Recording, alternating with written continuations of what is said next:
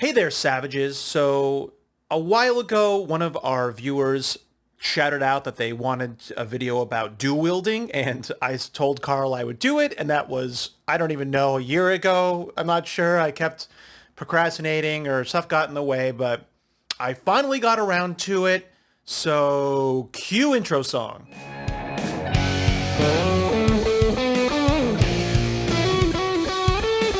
Welcome back, savages. This is Tabletop Tango. I'm your host, Eric. Please like, subscribe, do things with bubbles. I'm not sure what you do, but yeah, do things with bubbles. Carl puts bubbles on the screen. We really appreciate any support, and comments, of course, are also very appreciated. So this week, we're talking about dual wielding. And specifically, I'm going to talk about melee dual wielding. When I originally started doing the outline for this, I had range and the mixed style and all those things and throwing, but it was just too much. It would just be too long of a video because dual wielding is so diverse. There's so many ways you can take it. There's just a lot to talk about. And I didn't want to make an hour video on this subject. So that'll be in a part 2, but part 1, we're just talking about the melee dual wielding. So up at the top, dual wielding is a very, very powerful option. It's probably my favorite option for melee builds, martial melee builds. And it's just so diverse. You can do so many things with it. So some of the inherent advantages to when you're actually holding a weapon in each hand, this is without any edges at all. Just if any character, any wild card has a weapon in each hand, they actually get a +1 bonus to their fighting rolls when they're attacking somebody that just has one weapon in their hand or it's just completely unarmed and they don't have a shield. So, somebody could have a shield and an open hand. That wouldn't work for that extra bonus. This also doesn't work against somebody who has natural weapons, like a creature who has natural weapons. So also the martial artist edge doesn't work against a character that has the martial artist edge because they're considered armed at all times. But the brawler edge doesn't actually give you that ability. So a character with a brawler edge would not be immune to this effect, I guess. Some of the kind of inherent disadvantages to it, if you can call it that, there's the normal multi-action penalty. So if you're attacking with one hand and attacking with the other, that's 2 actions. So you'll suffer that -2 on both of them. Also, there's a special thing called an offhand penalty where, you kind of designate which of the character's hands is the main hand. Like if they were holding a sword and a battle axe and the right hand had a sword, that might be their main hand and the battle axe would be the offhand. So there's actually a further -2 for any attacks used that offhand. So even if you only did one action with that battle axe in your left hand, if that was your offhand, you would take a -2. And if you did 2 attacks, you'd actually have a -2 with your primary and then a -4 with your offhand attack. And then finally, parry bonuses don't stack. So if you have 2 things, like a rapier, it's +1 weapons, they don't actually stack. You just take the highest. And if there is parry penalties for whatever reason on the weapons you're holding, those would stack. So you kind of just have the negatives of the parry, not the positives. So kind of just optimally at the top, if you have a character who, for whatever reason, you want to use one-handed weapon, right? You're not using a two-handed weapon. You don't want to use a sword and a shield for whatever reason. Now, unless you want to be like a grappling character where you can grapple with one of your hands and strike with your other one using a, martial weapon, there really is no point to have that hands-free, and it's just more optimal to have 2 weapons. Maybe not fits the flavor of your character, but when we're just talking about mechanics, it just makes sense that you always want to have 2 weapons, even if you never plan on attacking with your offhand weapon, because you're going to get that bonus. Not all the time, but enough of the time that it's worth it. And there really isn't any support in Suede or even in the Fantasy Companion for single weapon fighting, like a style. There's some support for. There's some stuff that works well with 2-handed weapons and with dual wielding, and with small weapons, things like that. But there's not really specifically what's the point of having one hand free beyond if you want to do grappling.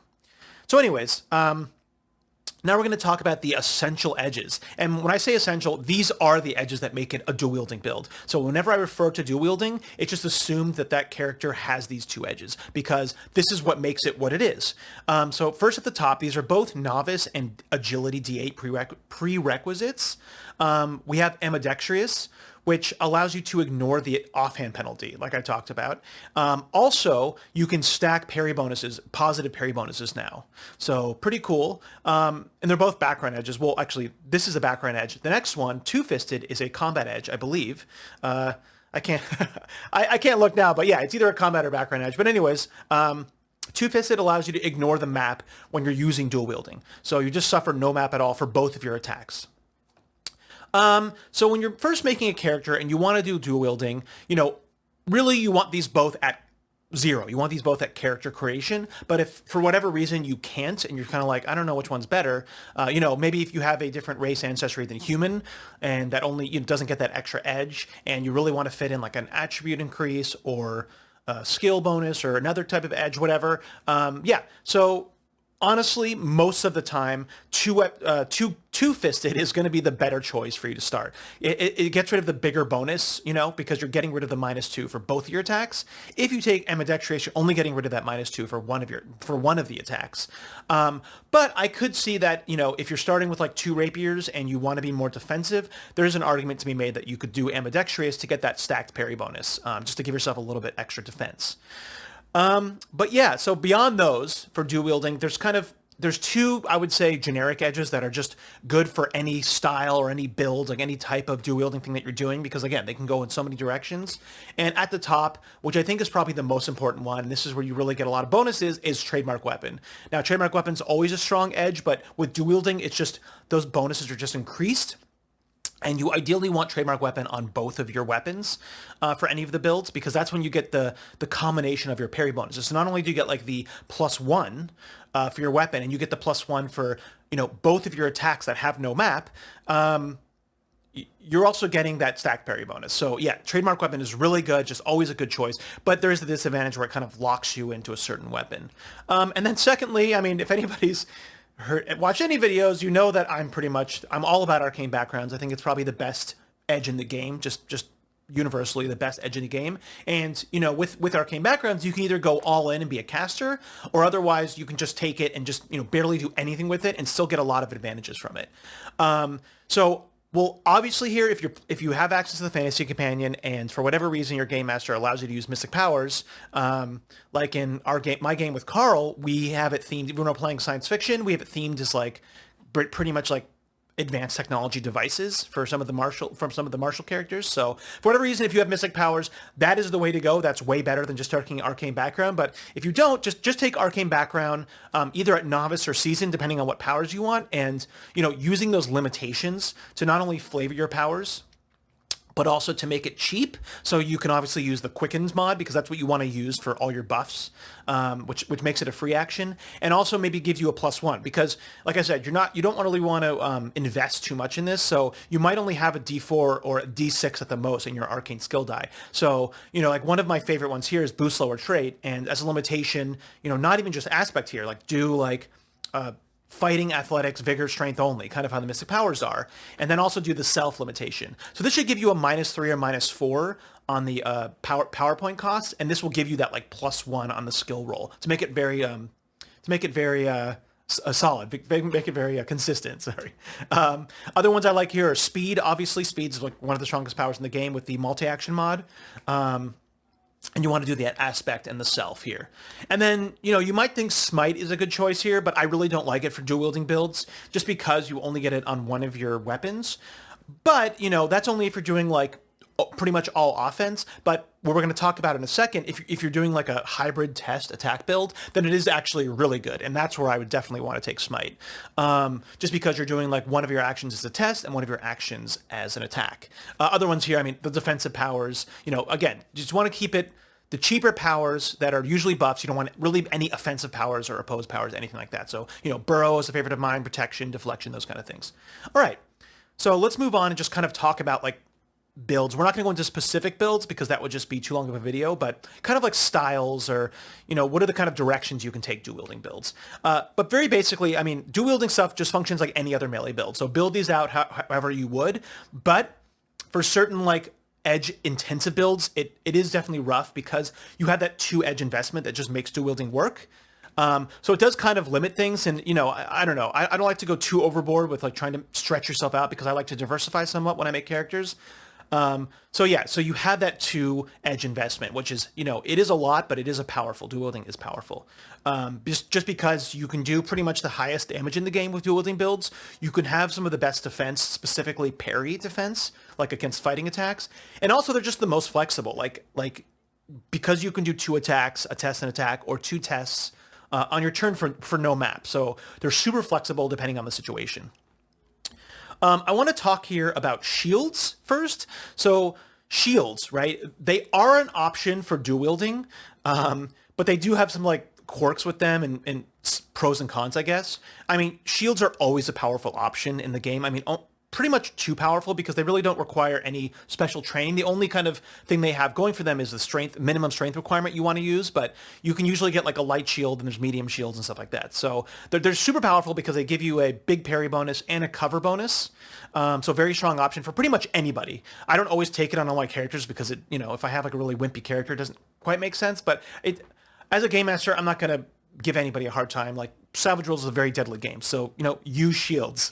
But anyways, specifically for dual wielding, the pro of it is that you can use it as an attack. Shields do a bash attack, which is strength plus D4.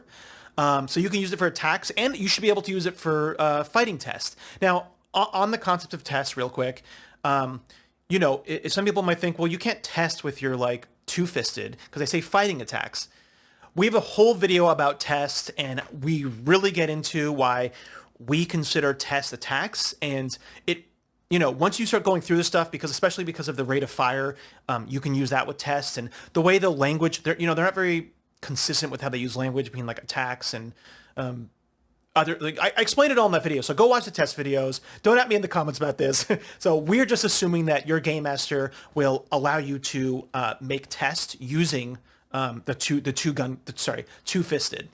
If they don't, then just ignore all my test things. It's still a strong option, but it's just for offense and for defense stuff. But it's just just ignore all the test stuff. But yeah, so shields should be able to use for that attack, usually an offhand attack or a test, and usually you would like test with your shield and then primary attack or whatever.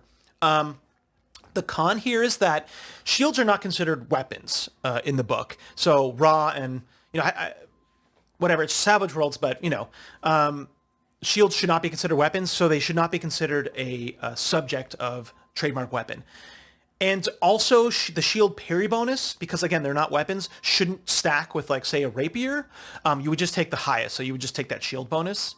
Now, if your game master allows shields to be trademark weapons, allows that parry bonus to stack, then honestly, shields are then completely overpowered in dual wielding. I mean, it just becomes the best option to do. There should be no reason not to do it. Take a weapon and a shield, and it honestly becomes broken. And I know it's Savage Worlds, right? We're not all about balance, but there's some balance. It's not just a free for all, just strictly narrative game. I mean, there is mechanics here, there is roles, so it just becomes very broken if shield gets the trademark weapon treatment. So as a game master, I wouldn't allow it, but if your game master allows it, go for it. I'm not going to stop. I'm not going to say you're a bad person for doing it. I would caution game masters to ever do that. But yeah, so they can't use trademark weapon, and they don't get that stacked parry bonus.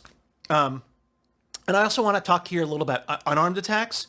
I think there might be some controversy over whether, if you're just unarmed, right, whether you can attack and do the bonus action attack with two-fisted. I certainly don't think it's broken. I mean, I don't think that is allowed, like, per the rules, but it's just not a big deal that you should probably let it happen.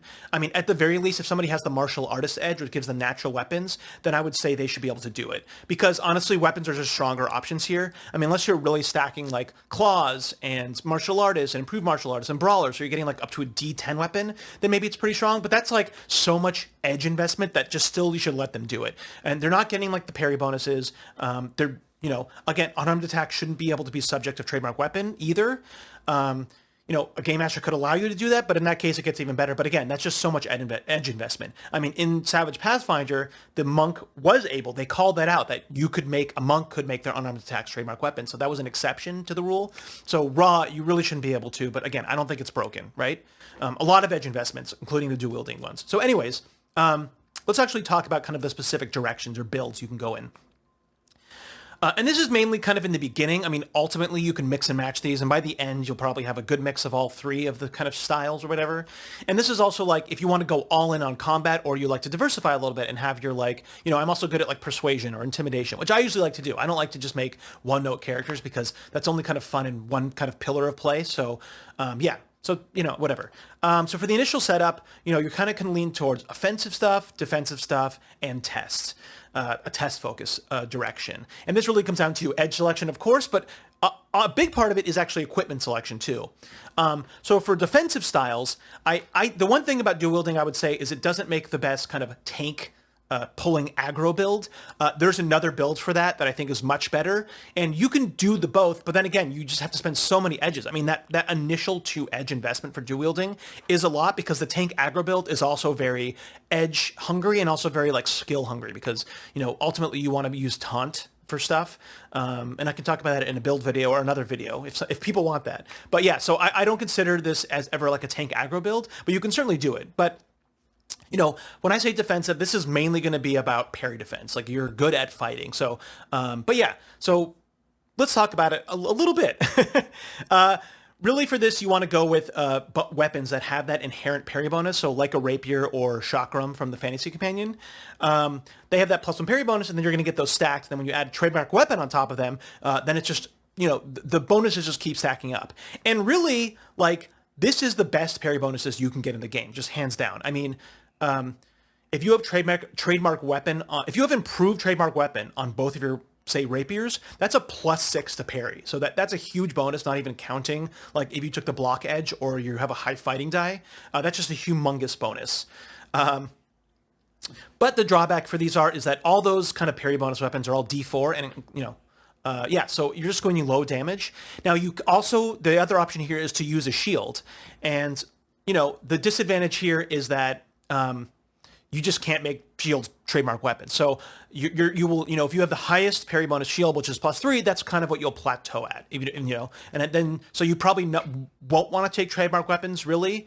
I mean, you could still on your main weapon if to get that accuracy bonus, but you might just ultimately want to take block if you want to make yourself even more defensive. So, with the double rapiers, if you want to be defensive, you're also getting that bonus of trademark weapon of being more accurate, and with both your attacks and your tests. So, yeah, that's kind of the difference between having shields or rapiers here. There's one other thing I forgot to talk about with shields, is that one of the other disadvantages too is that you can't, normally with test stuff, if you're not doing dual wielding, the shield is excellent because you can also use it for push attacks, which allows you to like push somebody away or knock them prone, but that uses athletics and strength. So you can't actually use that with two-fisted because that specifically calls out fighting attacks. So anyways, yeah, getting back to the kind of defensive style. The other disadvantage here with 2 rapiers is that if you're using trademark weapon, like I said before, it kind of locks you into those lower damage weapons. But, it's not that big of a deal, right? You're just much harder to hit. The standout hedges here, again, of course, trademark weapon, if you're using 2 rapiers. Also, if you're using 2 rapiers or 2 whatever weapons, then you definitely want to get dodge here, because dodge is really important if you don't have a shield. And then, of course, here, like I said at the top, arcane background, and just going with the defensive powers is super strong. And then you just go with any other kind of edges you want. So, if you want to be defensive and you do the weapon and shield, it does save you a lot of edges to maybe do other stuff, maybe outside of combat. And with the 2 rapiers, just to make up for their lack of damage, you definitely want to invest in trademark weapon and ultimately improve trademark weapon. So it is just very edge hungry in that way. But you will be very tanky and against fighting attacks and very accurate. Yeah, so moving on, let's talk a little bit about tests. My favorite. So yeah, one of the best things about dual wielding, as I said before, is that there's the flexibility with tests. Some of the edges here, of course, is kind of the normal kind of best generic test edges, and we talk a lot about that in the test video, but Killer Instinct, of course. Feint, I love Feint on melee test builds. Really, really fun. Again, Frenzy and improved Frenzy here is really good. If you didn't know, just like with rate of fire weapons, you can actually test with all of those die. Now, it's definitely better with a gun, because if you have multiple targets spread out, then you can test multiple people at once. With Frenzy, you're just You can test somebody more than once. Actually, no, I can't remember the rule now. I think you have to test different people. You can't double down. I can't remember the rule, sorry, but it's in our test video. But it's just not as good here as shooting, right? Now, there is a small advantage here. They actually changed the way improved frenzy works. Now it's just with your one attack. You get 3 fighting attacks on one attack instead of spreading it over 2. So not as good for, I would say, the damage dual wielding builds, but better for the test ones here because you can do your test and then get all of your extra frenzy dies on the one action attack. So improved frenzy here is definitely better with a test build or like a attack test build. And then, of course, trademark weapon, right? Those +1s are giving you bonuses for your tests and your attacks. Mainly here, though, if you have access to the Fantasy Companion, and I highly recommend Game Masters allow their players to take edges, specifically the combat edges is what I'm talking about from the Fantasy Companion. It really expanded a lot of the combat styles. So I love the combat edges they put in. And here we're talking about Dirty Fighter and Improved Dirty Fighter. Dirty Fighter now, this has been like mainstays of Savage Worlds for years now, going back to, I think, I can't remember the pirate game, but yeah, going back to that. But now Dirty Fighter gives you +2 on fighting tests, just +2, which is going to be better, honestly, than Killer Instinct. Because if you're only doing fighting tests, then this is better. +2 is better than free rerolls. And then improved Dirty Fighter, which actually gives you the drop when you shake somebody. So, if you make them distracted and then you shake them, like a raise on your test, you actually give them the drop. So very powerful there. The best equipment here, again, I don't think shields are good for this because their push bonus doesn't apply. So yeah, any honestly weapons are good here. I mean, you can go with just like with the defensive weapons, trademark weapons on the like lower rapiers, on the lower damage rapiers here to get like the most parry bonus. Or you can go with 2 like high damage weapons, but I think the better one here, if you plan on doing a lot of like tests and then attacks, you probably want to go with like a big heavy weapon, and like I said before, like a rapier or a dagger or whatever. Probably a rapier because you're getting that accuracy bonus. Sorry, the parry bonus, and you test with your like lower damage weapon and then attack with your higher damage weapon. That's probably the best combination of those. That's the one that I would go with. Alternatively here, another good option is going with a single-handed reach weapon like a spear or trident. And if you have access to the Fantasy Companion, the Ransuer is actually better because it's just like those, but you also have AP1. So getting reach are just going to expand your kind of options to test and attack. And you definitely want to go with 2 reach weapons because it's kind of like there's no point. The advantage of reach weapon is that you can stay at reach. So to attack with both weapons, you want to have 2 ones that can do it at reach, right?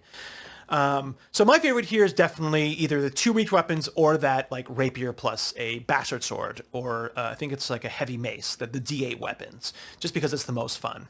And if you're going with if you just like testing a lot, then you might just want to consider those like 2 rapiers.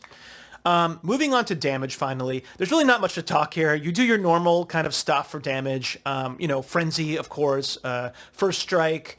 I don't like sweep here as much, but yeah, just kind of the normal stuff.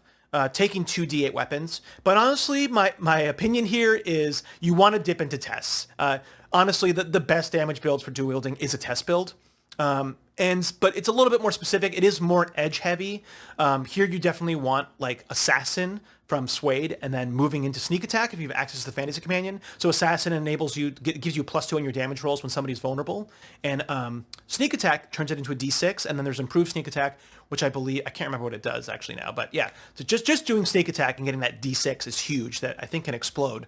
So doing those 2, doing Dirty Fighter and Improved Dirty Fighter, and then doing Frenzy, it's so powerful. It's just absolutely powerful. And then, of course, Improved Frenzy, because then you're doing like a test on someone, making them vulnerable, shaking them, maybe even getting the drop, and then you're doing your like Frenzy attack on them and just getting that D6 for all of your attacks, right? So, 2 or 3 attacks. So you're just, and getting that extra D6. So you just do tons of damage. This is where the really high damage comes from. In the game. And then, if somebody else makes them, like say you have a spellcaster and they make them vulnerable for you, then you can do your 2 attacks. Like you don't have to even do your test. And then you're getting a massive amount of damage. So there's that flexibility of dual wielding. So yeah, so my favorite damage build, if you want to focus on damage, is getting into Assassin and then hopefully Sneak Attack and yeah, testing people and then attacking. So that's pretty much it. I mean, like I said, I didn't really want to get into specific builds because this would be a super long video, but if people want build videos, like I'll do it. I love making build videos. It is a little bit harder with Savage Worlds because there's no class system. It's just easier to do with classes, but you know, I'll do build videos if people want it. Probably as like bonus videos in the feed, probably wouldn't be like main weekly episodes, but yeah, if people want specific builds, that'd be fun. I mean, probably I would only do it up to like veteran, but let me know if anybody's interested at all. I mean, I have no idea, but if you like what we do here, please like, subscribe, do things with Bubbles. We also have a podcast called Mastering the RPG, and this is like a generic RPG podcast. We talk mainly about game mastering stuff, but we also do player advice, and the topics range all over the place, and it's not specific to Savage Worlds, although of course me and Carl talk about Savage Worlds, and we do it with our friend James, who lives in the Feywild of Australia, and he's a professional GM, so he has a lot of cool insight. So yeah, check it out, Mastering the RPG. You can find it pretty much wherever you podcast or podcatcher of your choice. But yeah, this was Tabletop Tango. I hope everybody got something out of it. I'm Eric, and happy gaming.